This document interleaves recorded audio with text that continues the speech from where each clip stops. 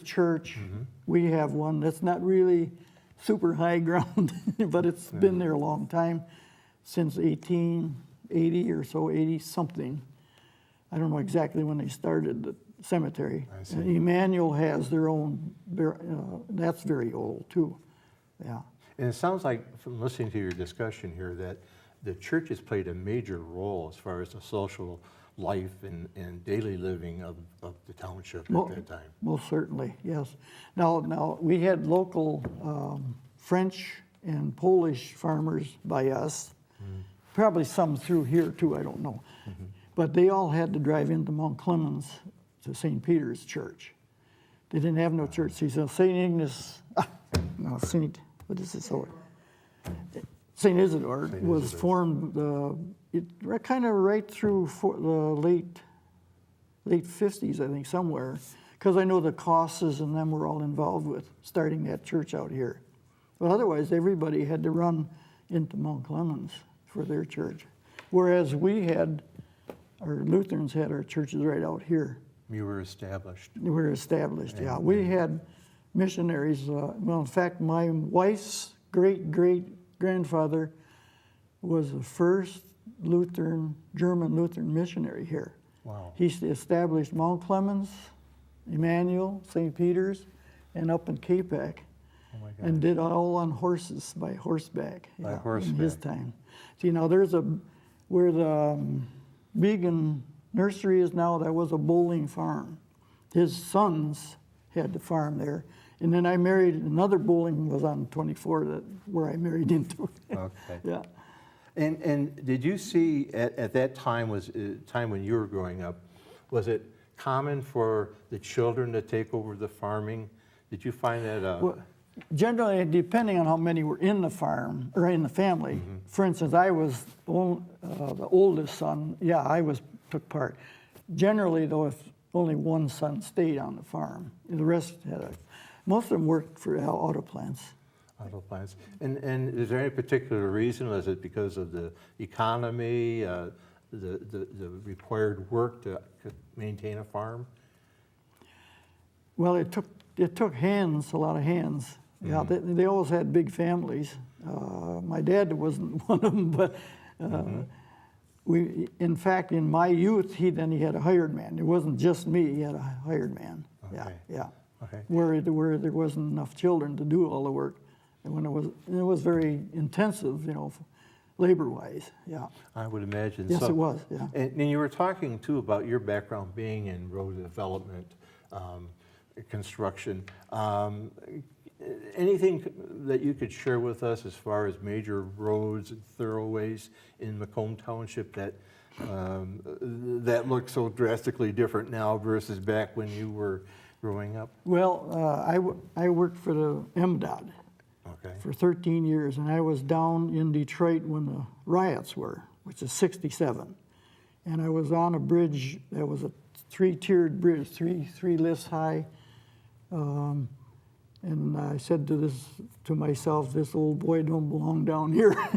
So I resigned, and they wanted me to stay. I was a superintendent, bridge construction. They wanted me to stay. They said, well, we'll reassign you out to Hall Road. You can build Hall Road.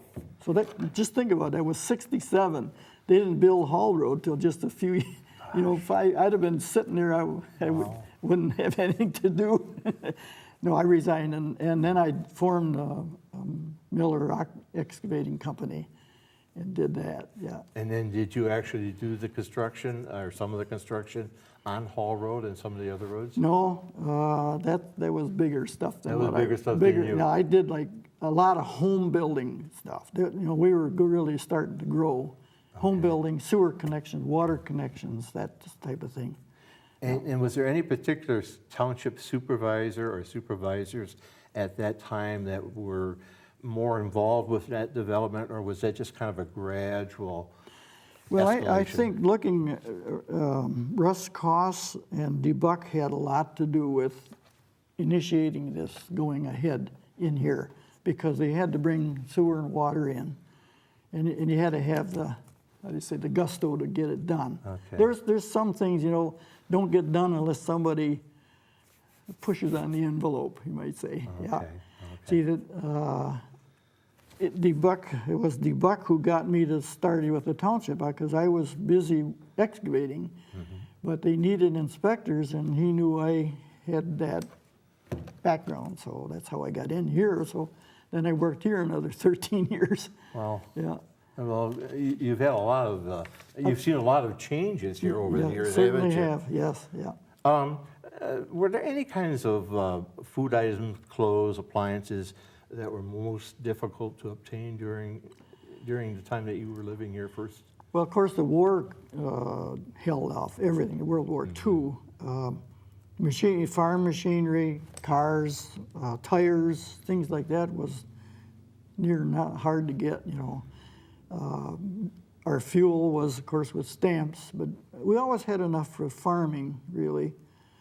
We wanted to buy new machinery, and that couldn't be done. We didn't get anything new till took till about 48, 49 before they could switch tooling back to building farm machinery and cars, yeah. And what kind of farm machinery did your father have? Well, what I'm talking about is tractors, balers, combines, corn pickers.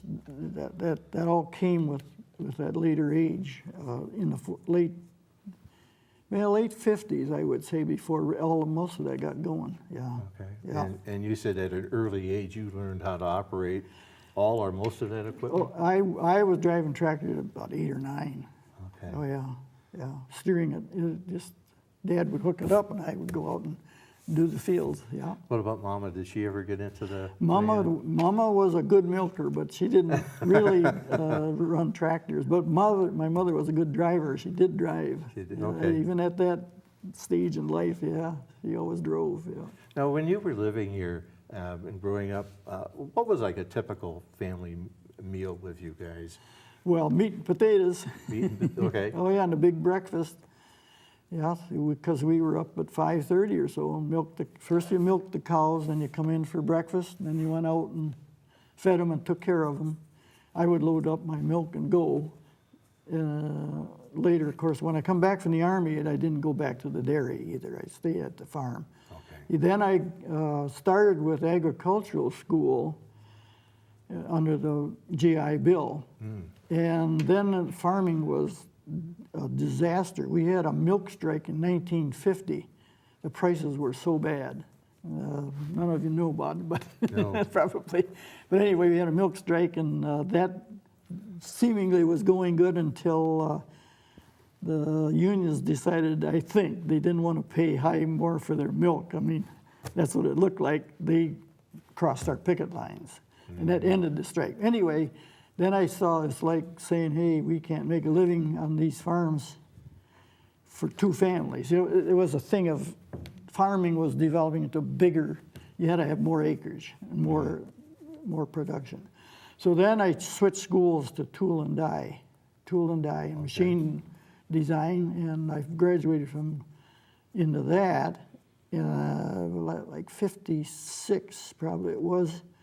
And we had kind of slow times. I worked for Ironwright. I don't know if any of you knew of Ironwright. There was they made an ironing thing for women in Mount Clemens. It was a big plant. I got into the tool shop, tool die shop there, making $100 a week. That was like a windfall. Wow. But it lasted like 6-7 months. They came out with no iron material. Okay. Ironers were done. That was the end of That was the end of that shop. The whole factory shut down in short order. So there was nothing much to do, and the highway department had an ad in the paper, and they needed civil people. So I switched from tooling to civil engineering and went with the highway department. Okay. Yeah, that switch. But the first bridge was way down in Monroe. Yeah. And that has nothing to do with Macomb, but it's part of what my story is. A lot of typical stories of everybody had that same problem. They had to find a way to make it work. Yeah, make a life, make a living. Yeah. What about grandparents? Do you recall any stories that they would, when they were living, about about their life here? My mother's grandparents were St. Paul's Lutheran Church is right now. That was the homestead was right there. That's the corner of Canal Road and Hayes, the southwest corner. But Grandpa Schilt, that's a Schilt, now not Miller, Schilt, owned all three corners. And he gave the one corner to the original church, which is gone. I think Sterling Heights probably moved that church away. Maybe they tore it down. They were going to move it like historically, but I don't know if they did. Anyway, then how he ever made it go, but he had houses. He must have been very frugal because when he died, there was a house in Utica, and there was a house in Mount Clemens, and there was that house. It was unbelievable how, and he only had a small amount of production. It was like 10 cows and few hogs, and he must have really pinched the pennies. But I can remember him giving me a dime, and it was like, boy, that's a buck, Yes. out of his little cloth pocket. Yeah. But he had a model 35 Ford Coupe. 35 Ford Coupe, I can remember, and it would go. So he put a block of wood under the accelerator, so he could only go like 25. No faster than 25. But also, that car never passed a beer garden. Oh. No. Even at 25, eh? Even at 25. That's funny. Yeah, it's funny. What about holidays? How did you celebrate holidays, or any particular activities that you recall in the township as far as celebrating holidays? Well, I think here, like when the fire department was going, we had picnics, right? Because we wanted to serve the community, things like that, days like that. Instead of us all disappearing, we gelled here. We covered any accidents or anything or fires that would come. We was here, yeah. Family-wise, though, all of those holidays were big things. The Christmas and even Easter. Emmanuel, that we always had what they call a missionary day. I would say late August. Emmanuel has a park, behind it, and the local church, Lutheran churches, everybody came there for a big picnic. It doesn't happen anymore, but it did at that time. Those social things were big. Yeah, on the holidays. Were there any significant news stories about Macomb Township that you can recall? Anything significant? Somebody visiting, a fire, storm damage, anything of that nature out here? No. We've been pretty lucky here storm-wise. Chesterfield had a big tornado right after we organized the fire department, right? That second year, I think it was. And we also had a big tanker from Selfridge crashed and slid across Gratiot, right at 22 Mile Road. We were involved with that kind of thing. So you'd be on call basically for anything in the immediate There area? was there was a lot of that on call for helping out other cities or townships, yeah. Okay. As far as visitors, I can't Any really... politicians, anything of that? Nothing big, no. No scandals or anything? No scandals. See, our voting wasn't much yet then, and it was pretty well kind of split, half and half, I always thought. It was pretty split, yeah. It was, even though everybody was so tightly knit and basically farmers at the time, agriculture was a big thing. It was still, they didn't vote pretty much as a block then that you recall? No.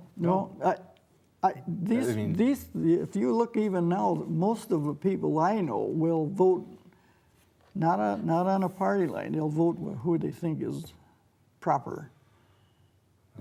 But I can't say for everybody else, but pretty much people I know pick out, they don't just vote as a block. Okay. In a political system, no. In terms of the development, how do you view that yourself? I mean, the development that's come to Macomb Township from transitioning from a farming, agricultural base to more of a small corporate industry base now? Well, I was probably a good part of it. I was chair of the first planning commission. So we had a couple older fellows who were experienced from Mount Clemens.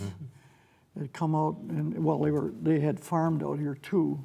In fact, the Dow, I don't know if anyone knew the Dow China, they made plates in Mount Clemens. Didn't know that? Well, he lived out. Of course, he was kind of, rich enough to buy farms out here. Okay. But he was a real gentleman. He was on our planning, he was a great help. And we had help from the county planning commission.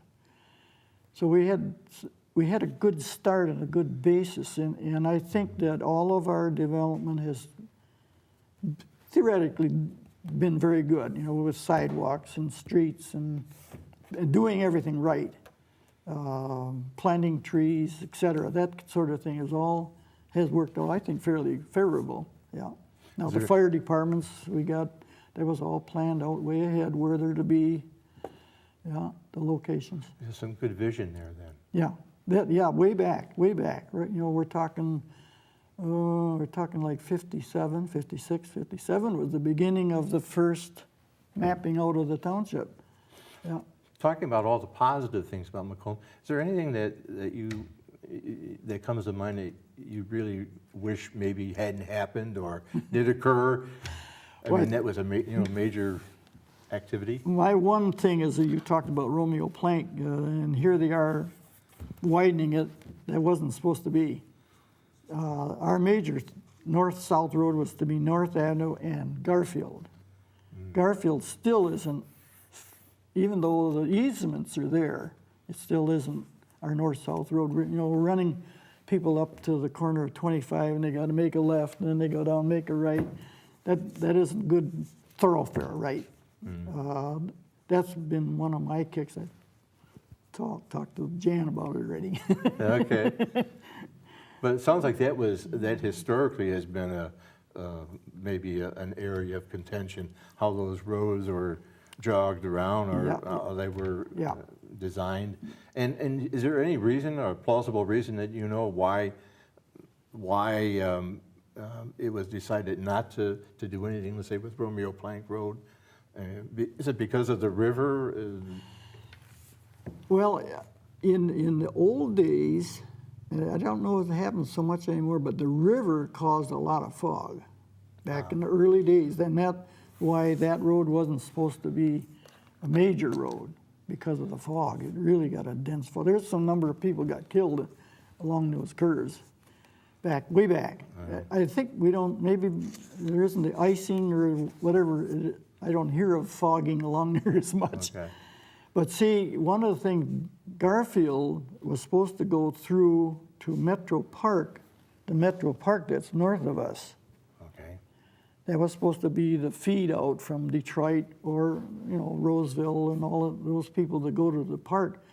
That just hasn't happened yet. No. Okay. And as far as that 22-mile in Romeo Plank, that was seems like that was a hub for the township at that time, and there's still remnants there. There's still that two-story building where you said the top floor was a dance hall, I believe. Is that still, that's now a party store, correct? On the bottom, yeah. And Right. I think there's probably residents upstairs, I would suspect. Okay. Yeah. And then kitty corner from that, now there's a 7-Eleven, but kitty corner from that is the old hardware store. Is that the store that you were referring to earlier in our discussion about being the repair shop for bringing your machinery and so forth? Yep. Okay. And was that family owned or was that a? I think that it goes way back to the original Steers. It's still owned by Steers, but I think now I've heard that that's been condemned, that building. So highway-wise or road-wise, that corner needs to be corrected.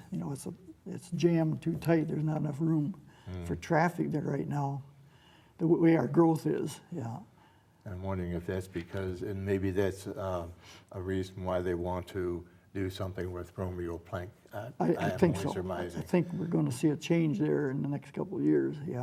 Okay. Yeah. Now, the farm, going back to your farm, you mentioned blowing up tree trunks or stumps. Stumps. Did you have to do that? I mean, was that a regular occurrence on your farm? Oh, yeah. And how many acres? And we bought dynamite from Steers Hardware. Oh my There gosh. might be some sticks down in the basement yet. Is that right? That we're all wondering what's down in that basement. I didn't know. It wouldn't be any good, I wouldn't think anymore, but I wouldn't think so either, but I didn't even realize there was a basement there. yeah, there's a There big was basement. big basement. Big basin under there, yeah. Oh my gosh. Yep. Okay. Yeah. Okay. Yeah, blowing stumps was an exciting thing to do.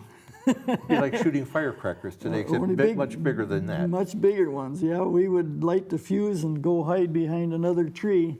And I did have pictures of the stumps way up in the air, pieces of, yeah. Oh my gosh. Yeah.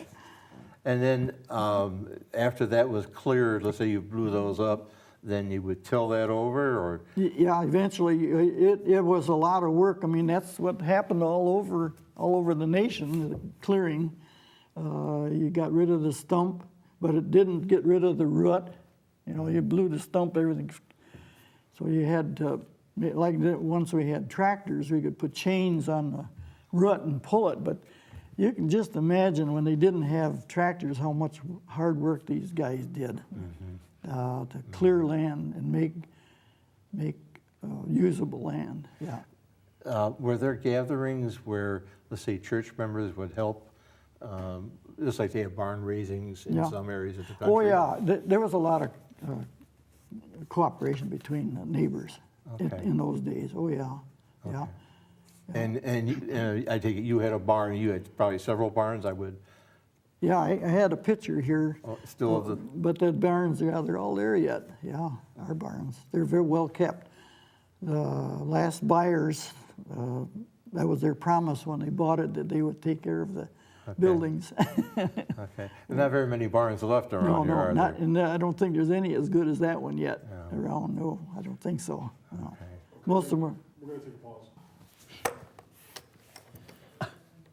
Then very interesting. Very interesting. I mean, I'm over there very interested, like, let me know when you're ready. Okay, whenever you guys have to start. Okay, was the township always called Macomb Township, or was it called something else when you were growing up? Well, no, it's always been Macomb as long as I've known it. Okay, I think if you look back in history, though, this originally all was part of Chesterfield, oh, if you go way back.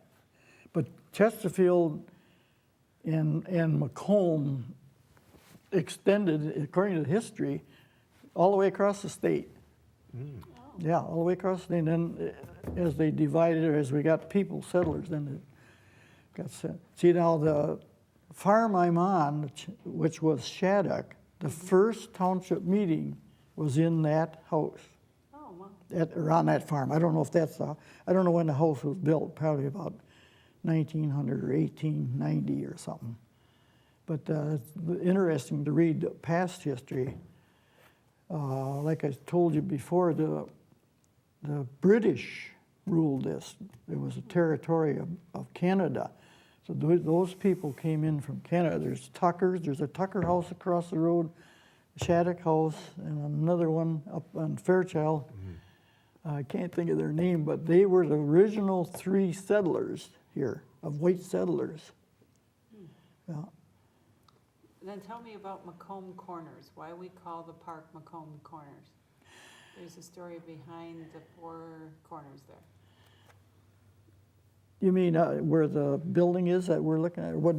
No, Oh, up in what- 25 where we have the Yeah. park, it's called Macomb Corners. Yeah. And it was called Macomb Corners because, Well, I think that that school was, because it's not centrally located, but it's because the school that was there was Macomb okay, itself. Yeah, I think that's what it was. okay. And then, who was the oldest person you remember as a child living here in Macomb, and what do you remember about them? So when you were a child, you knew this person that was Well, old? the oldest, this Carl Shattuck, who was part of the Shattuck farm, he had a house across the road. That's one of them. The other one was, there was an Ed Vino, who was a Frenchman, who was here the French settled that lakeside, our St. Clair Lake was French settlers, and he was a good old timer. He's the one that would talk about Indians. He knew Indians yet. And of course, because we did farming together, like the thrashing and the corn husking and things, he was common to be with him. And I was just a kid, and he was this old gentleman. He would tell, he was a great hunter, like I love to hunt. So those are good stories from him. They would ride a railroad up into the Michigan, and the railroad the train would slow down, and they'd all jump off, and then they'd hunt a week, and then the train would come down and pick them up and bring them down someplace, I don't know where. So he picked up Indian artifacts from this area. Yeah. You would have to say that he would have uncovered some Indian arrowheads, different Yep. things like that. So Yeah.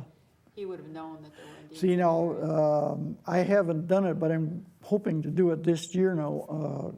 The land next to me, which Elro Corporation is going to start developing shortly, sometime this year, that still has Indian arrowheads laying in it.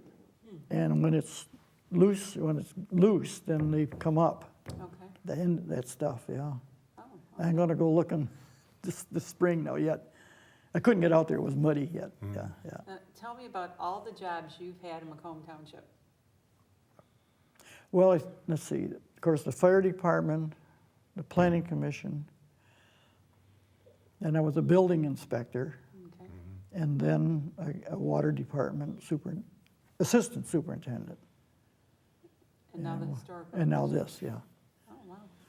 So tell me about the fire department, how you were the acting chief for the day or a couple of hours? That's or a how bit, that- that's a bit embarrassing.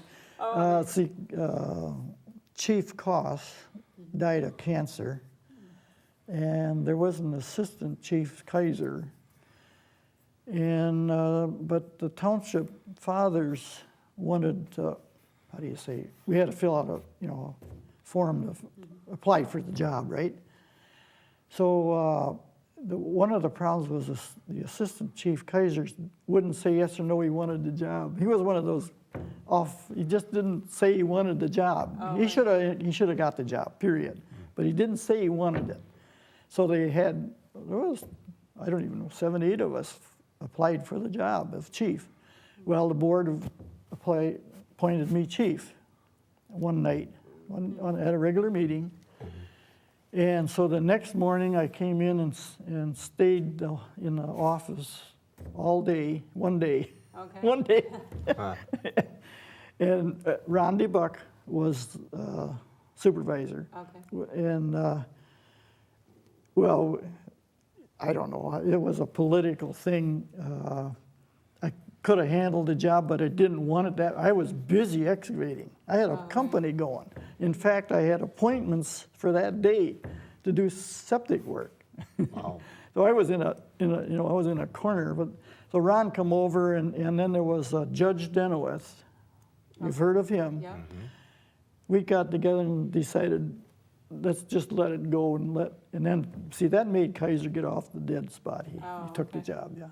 And then Yeah, so it was one day. before there were supervisors, weren't there constables? Oh, there still was, there was constables all those Yeah, time. before the supervisors. Well, No. no, there was elected constables Oh, all the time. Oh. They're like our police. They had a gun. They were issued a gun from the township. And is that the And one? they did the only thing they mostly did was maybe check a bar once a year or something. It was very minimal. But they were on call if, there was no sheriffs out here, not much. Now, is that the gentleman that had the run-in with the bear? Was he a sheriff? He was a sheriff. Okay. He was a detective for the sheriff's department. Kent. Okay. Yeah, Tell us Leon Kent, yeah. Tell us that story about him and the bear. Well, I don't know where he got the bear. I think he got it as a little one someplace, but he had it very well trained. And when we had the fire expos out here, they would put it in a pole, and this bear would go up the pole and he would drink Coke. He would have drank a Coke bottle, yeah. Oh, wow. That went on 3, 4, 5 years, like, that bear was a big part of the doings. The township. Yep. So how did you feel when the landscape started to change? You grow up, it's all farms down here, and the biggest thing that I can think of is Lakeside goes up in the 70s. And that had to be